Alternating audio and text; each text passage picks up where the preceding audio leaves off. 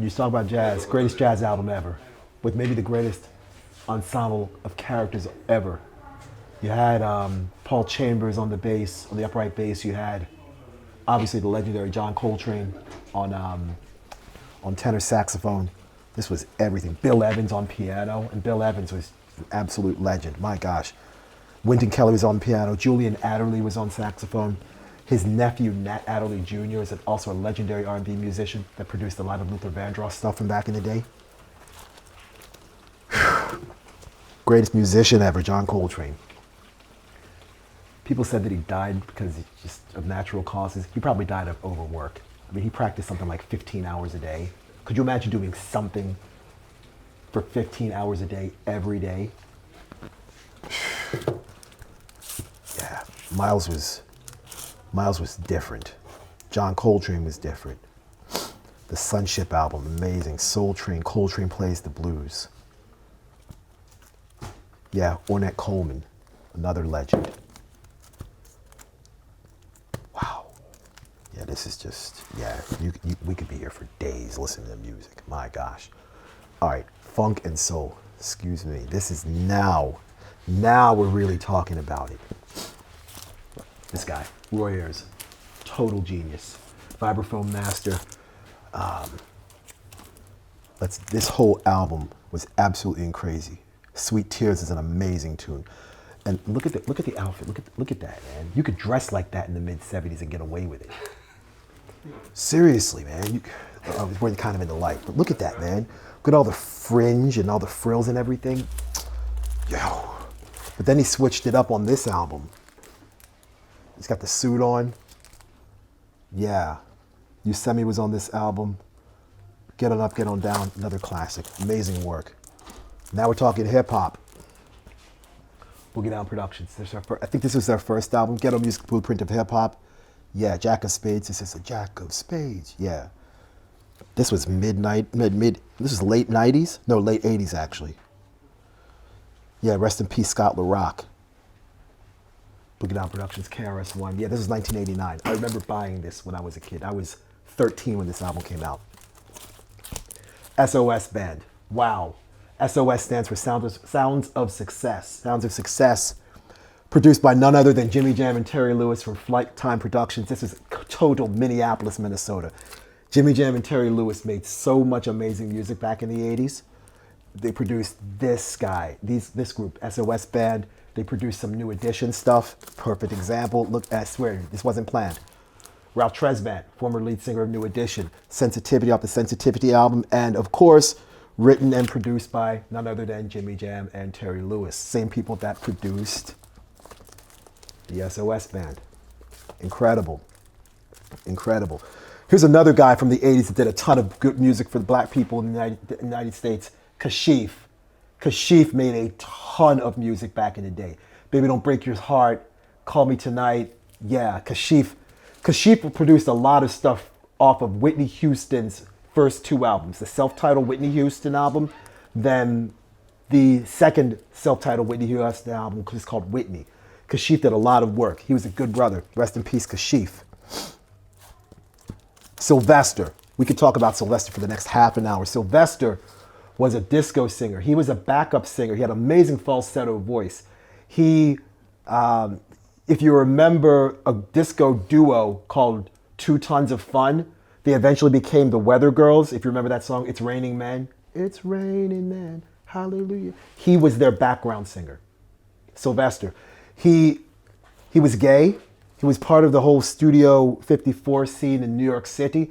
And he was one of the first musicians, from my memory, that unfortunately passed away from HIV. And unfortunately, HIV became a stigmatized illness. It became a black gay disease back in the late 70s and early 80s. And unfortunately, Sylvester fit that stereotype. Rest in peace, Sylvester, an amazing voice. There's a song that he did with the Weather Girls called I Who Have Nothing that eventually Luther Vandross covered. Wow. Wow, wow, wow. LTD had an amazing song off this album called Where Did We Go Wrong? Lead singer of this group, LTD, was a guy named Jeffrey Osborne, who had an amazing solo career. Jeffrey Osborne, out of North Carolina, the state I lived in for a couple of years. Much respect to him. David Ruffin, former lead singer of The Temptations. He was the guy with the gravelly sounding voice from The Temptations. The Temptations was one of the few groups in music history that changed lead singers and didn't lose anything. Like normally, if you change a lead singer from a group, your group is done. They changed lead singers all the times between him, David Ruffin, Dennis Edwards. Oh gosh, who was the other guy? Eddie Kendricks. They didn't lose anything. One of the other groups that also changed lead singers and didn't really lose anything, we saw them earlier. Well, we saw at least the lead singer, Ralph Tresvant. He was the lead singer from New Edition. They brought in Johnny Gill. He was kind of the lead singer. The other guy who was the lead singer was Bobby Brown. They kicked Bobby Brown out. They brought in Johnny Gill, and they didn't lose anything. In fact, vocally, they got better with Johnny Gill as opposed to Bobby Brown as their lead singer. But that's just my opinion. Wow. Karen Wheeler, lead vocalist from Soul to Soul. Back to life, that's her. This is the lady. The big tune off this album was a song called Living in the Light. This album, I think, came out after the first Soul to Soul album. Soul to Soul did a lot for the black UK soul scene. Quite honestly, back in the late 80s, early 90s, it was Soul to Soul and another group called Loose Ends. And don't make me choose between the two because they were both amazing. If you remember George Michael was part of a group called Wham. If you remember the Wham video, Wake Me Up Before You Go, there were 4 women in the back wearing white dresses and they were singing background in the song. There was a black woman with dreadlocks. Rumor has it that the black woman in the video was her, Karen Wheeler, which might make a lot of sense because she was singing background to a lot of London musicians back in the mid to late 80s. Love Unlimited Orchestra. The leader of the Love Unlimited Orchestra is none other than affectionately known as the Walrus of Love, the gentleman on the back of this record, Mr. Barry White. Love Unlimited Orchestra. This is back in the day in the 70s where orchestras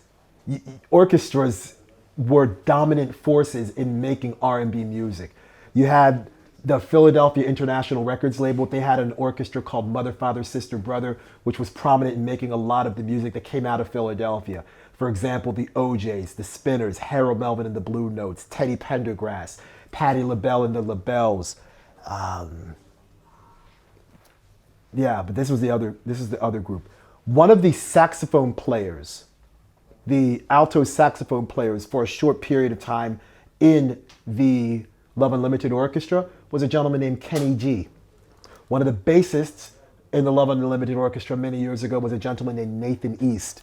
Look them up. I'm sure everybody knows who Kenny G is. Man, the stylistics. Speaking of Philadelphia music, this gentleman down at the bottom, Russell Tompkins Jr., has one of the most amazing voices in the history of the world. Arian Love was another one of the lead singers of this group. They had so many songs. Betcha by Golly, Wow, Break Up to Make Up, That's All We Do. Classic. This wasn't produced by Gamble and Huff. It wasn't also produced by McFadden and Whitehead. These were Tom Bell productions, but it was still out of Philadelphia. Amazing music. 4 Tops. We could talk about the 4 Temptations, 4 Tops. Bobby Womack. Oh boy, one of my favorites of all time. Maze featuring Frankie Beverly. Maze featuring Frankie Beverly. This is Bay Area business. Maze featuring Frankie Beverly down below. The best non-Prince concert I've ever been to was a Frankie Beverly and Maze show. Frankie Beverly always wore a white outfit, always wore a white shirt, white pants, a white hat, had a white towel, and he would just start singing. And he would sing for 3 hours, and it looked like he never got tired. Love Frankie Beverly and Maze. Love Frankie Beverly and Maze. They were absolutely incredible. Look at this. Isaac Hayes, Memphis, Tennessee business. Isaac Hayes was part of the Stax record label. He eventually moved on to ABC Records. But Isaac Hayes, this was right around the time of the Black Moses, the Shaft album. Isaac Hayes was incredible. If you ever get a chance to go to Memphis, Tennessee, there's the Stax record label and the Stax Music Museum. It's right next to the Stax Charter School in Memphis, Tennessee. There's an entire exhibit on Isaac Hayes. And at one time, Isaac Hayes had a Cadillac limousine, a custom-made Cadillac limousine with TVs and a phone in the back that was, I think, made in 1972 or 1973 that cost $25,000. Think about that. A car in the early 70s costing 25,000 American dollars. What do you think that would be now in 2020? Probably 85, 90,000, maybe $100,000. This guy made a lot of money, made a lot of good music back in the day. The legend Isaac Hayes. The Commodores.